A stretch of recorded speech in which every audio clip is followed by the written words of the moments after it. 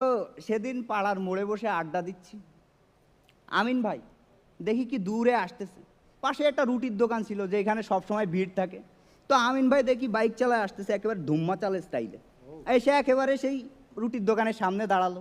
দাঁড়ায় সে দোকানদারে বলল, এই আমার জন্য 10টা রুটি প্যাক করতো। তারপরে একটা সিগারেট জ্বালালো। সিগারেট খাইতে খাইতে আবার বললো, এই তাড়াতাড়ি দে আমি ব্যস্ত আছি।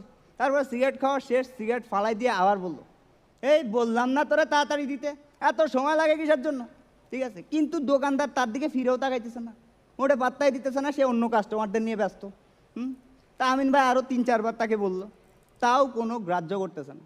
তারপর আমিন ভাই রাগ হয়েছে, সে বাইক থেকে নাইমা, এই তোরে কতক্ষণ ধরে বলতেছি রুটি দে রুটি দে রুটি দে, মোটায় কানেই যাইতেছে না তোর কথা, সমস্যা কি? তোর দোকান মোকান ভাজ করে আলামও কিন্তু।